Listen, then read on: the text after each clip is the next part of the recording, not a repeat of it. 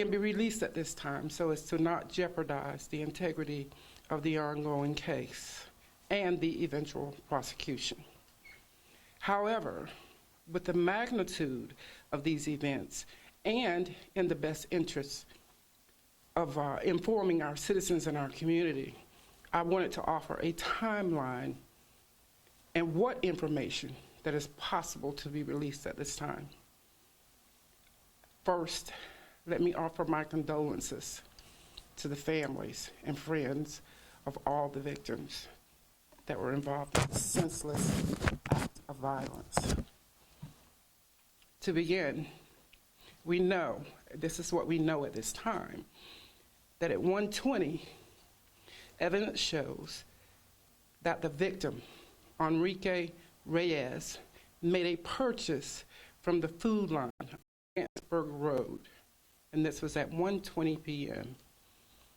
It is believed that he returned to his residence at 1558 Forest Acres Drive shortly after that time. David Lever, at this time, is seen coming and going from his residence located at 1521 Forest Acres Drive over the next few minutes. And this was captured by nearby camera systems in the neighborhood. At this time, there is no known relationship between Enrique Reyes and David Lever. At 1:28, David Lever leaves his residence driving his light-colored Sprinter van.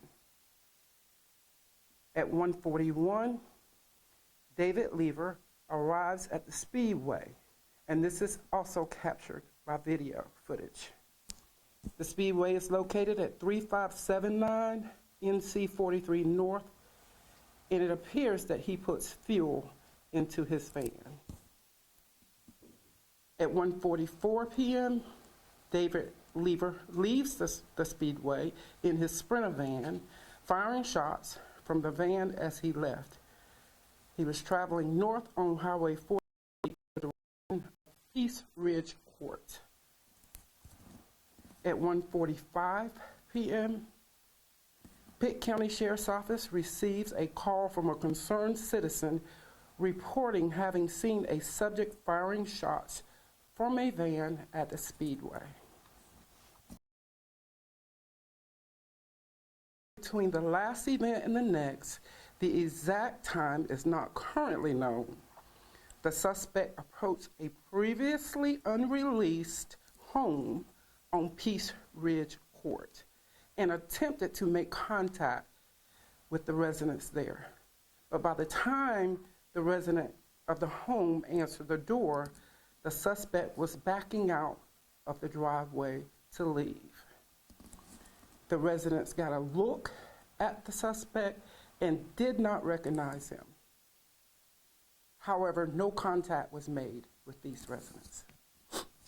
At 2:17 p.m., Pitt County Sheriff's Office received a call in reference to a caller's parents having been murdered by David Lever at the residence at 2137 Peace Ridge Court.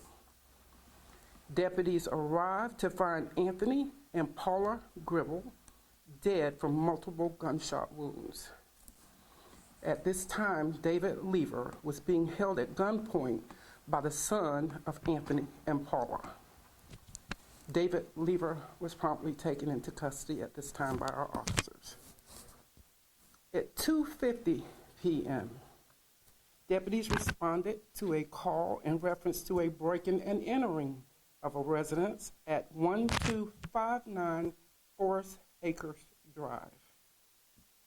It was found that the residence had been actually shot into with a firearm while the residence was unoccupied.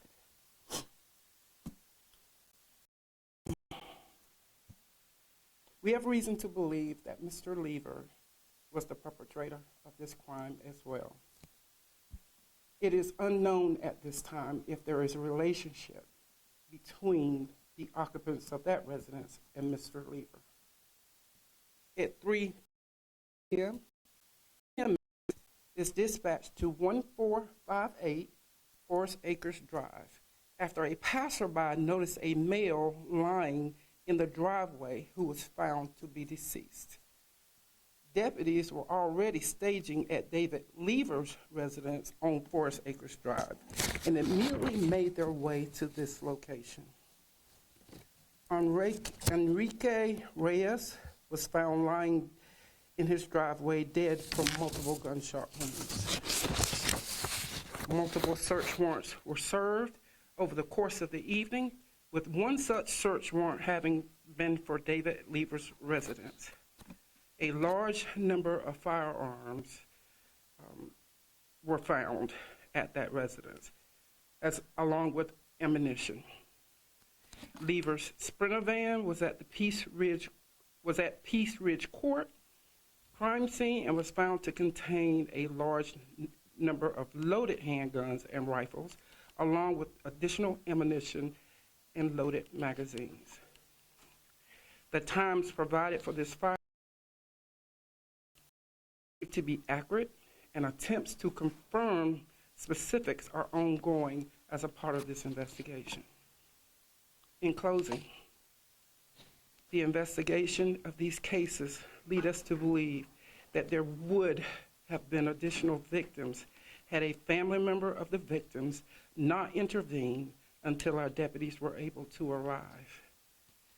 No community is immune to tragic acts of violence such as these. However, through the previously mentioned actions of civilians and deputies, we were spared further tragedies as a part of this expanding series of crimes. At this time, I'll open the floor for questions. Speak to the demeanor of Mr. Lever. What is his mental state, his condition, I guess? I cannot speak to the mental state. That's out of my wheelhouse. I can say that these were very egregious acts. We will leave that up to the courts and the judicial system and the professionals to give us an understanding of where he is mentally. Sir, can you speak as to the connection between the victims? I can't hear you. Can you speak as to the connection between the victims? With Enriquez? Is there a connection between the victims? At this time, that is unknown. We are still investigating this case. As you can see, there were 5 to 6 different locations that is involved in this case at this time. And so our deputies and investigators are still out investigating all of those leads to run down what, if any, connections there may be.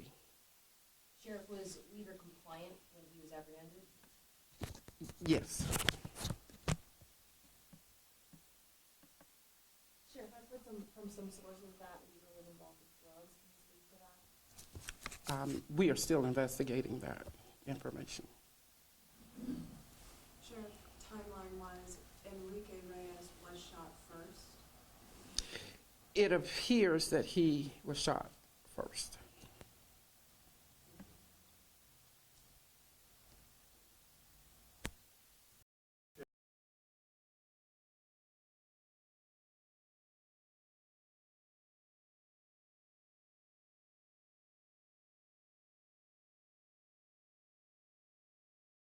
The DA's office was brought in to be updated on all the information that we currently have. We will work in conjunction with the district attorney's office for any future charges. Sheriff, have you had any trouble with David Lever before? My recollection is that we have been involved with Mr. Lever. I cannot tell you what that was. I believe it's domestic related. But other than that, I don't have that information available.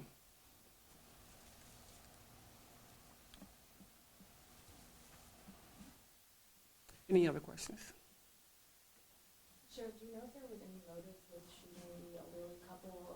I know he's a realtor in town. Did he possibly sell them their house, or do you know why he targeted them? We are still investigating at this time. You know, I don't have that information. Was the weapon he used in the shootings recovered? I know you mentioned there were multiple handguns recovered in his vehicle and weapons found at his house, but was the actual weapon used in these shootings recovered? We believe that we have recovered the weapons that were used in these shootings. We still are investigating and have some other work to do to confirm that information. And when you say a large number of weapons at the home and multiple weapons in the vehicle, can you clarify it all? Can you quantify that in any way?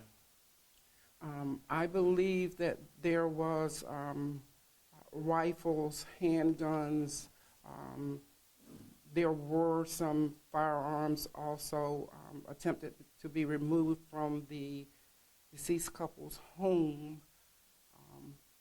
But I would say at least 50 firearms, if I'm not mistaken, inside of the residence of the suspect. There were a lot of firearms inside of the residence of the deceased. There were a lot of firearms that were found inside of the Sprinter van that the suspect was using at the time. So yes, there were a lot of weaponry that was involved in this case. And have those been seized, or what's the process on the Yes, firearms? we are in possession of all of those weapons at this time.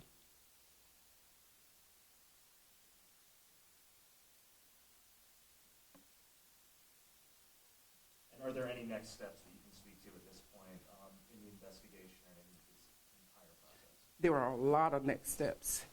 There's a lot of investigating to continue. This is, again, this was a moving crime scene. You know, our officers, again, were first alerted by gunshot wounds or gunshots in the area. We were in the area, and it was rapidly moving, and crime scenes were adding on, and as you can imagine, you know, we had to do things like go through the community to make sure people were okay on the Forest Acres Drive area, in the Peace Court area. It's a lot of moving parts here, and we certainly expect that this will be an investigation that continues for quite some time. Sure. We've heard that the elderly couple that was killed had called their son about Leslie being at the home before. Do you know any information about that?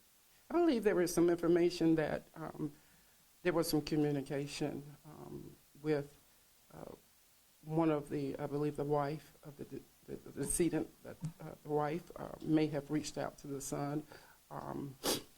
Again, that is, you know, I certainly don't want to share what that communication was at this time, but certainly it's evident that something alerted the son to come by the resident.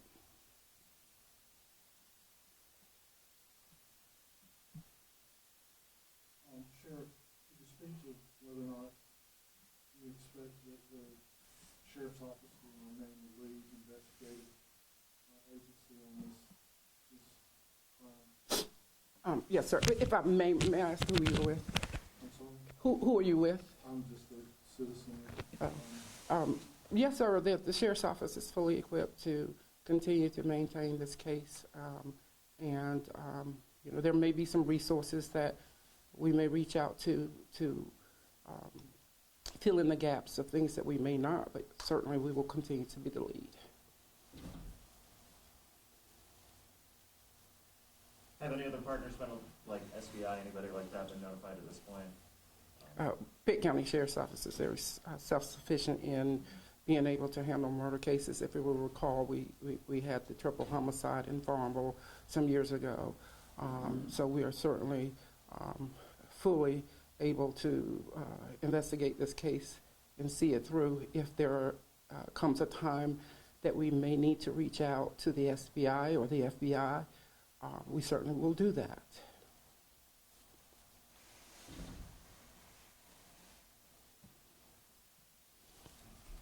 If there are no further questions, I will conclude at this time. Thank you.